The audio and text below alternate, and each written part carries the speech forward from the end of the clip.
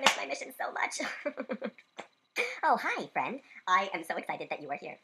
I am going through my missionary journal. Oh my gosh, my mission. We are going to talk about missionary work today. Yay! Missionary work is the best. It is awesome.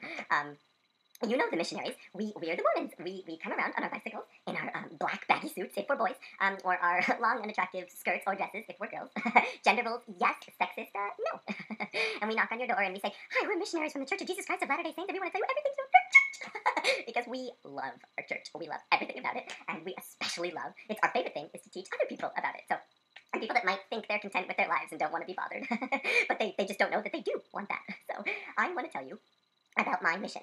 Now, people, the first thing I usually tell people is, I'm a woman and I went on a mission. And people say, oh, well, where did you go? It's not that simple. Nothing in our church is ever that simple. And so I say, well, I didn't decide where I went. And they say, you didn't decide? Well, then who decided? The Lord, yay! Well, the prophet decided, but he decided before the Lord. Okay, so basically what you do is you get a form, and you fill it out, and you take your picture, cheese, and you put information about yourself.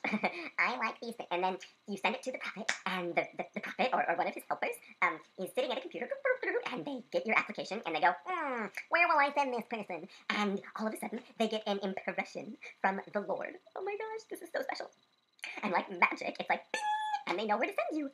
So you can decide if you want to stay in your home country, or if you want to be brave like me, then they will send you somewhere else if they want to. So then they send it back to you, and you get it in the mail, and you open it up, and you freak out, and you just like rip it open, and you're like, oh.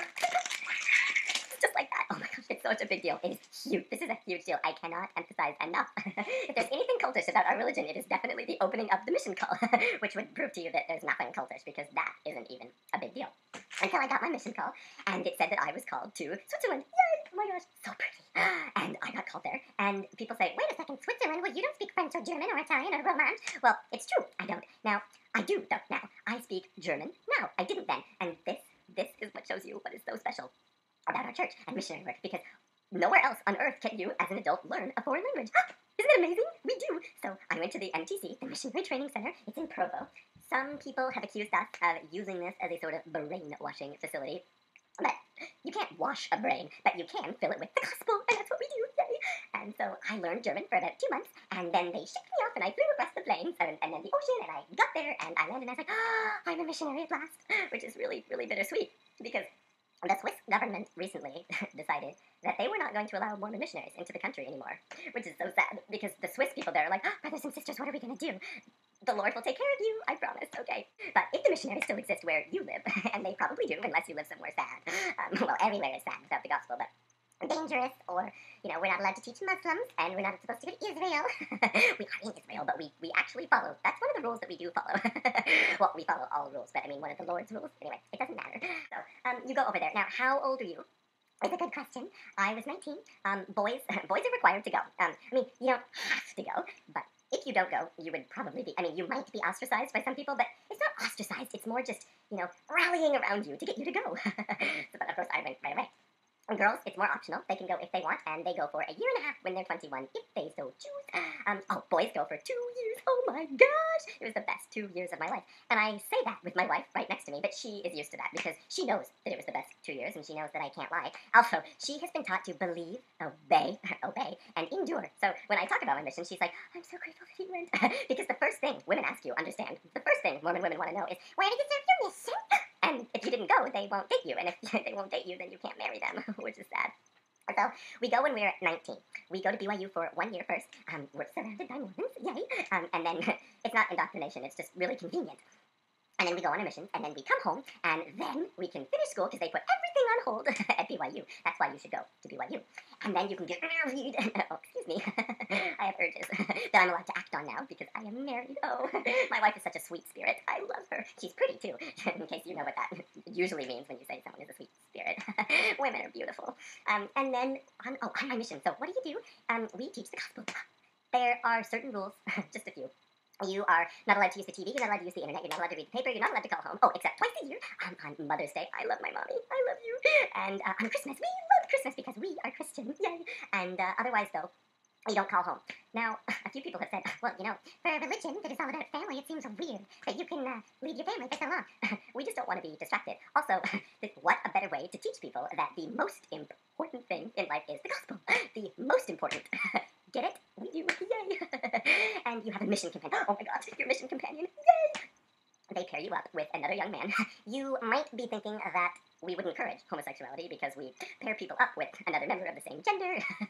But no, we don't. But you do. You are together 24/7. I loved my companion. Oh my gosh. Yay. And appropriately, of course. And they put you together for 24/7. Oh my gosh. Just thinking about it makes me miss him.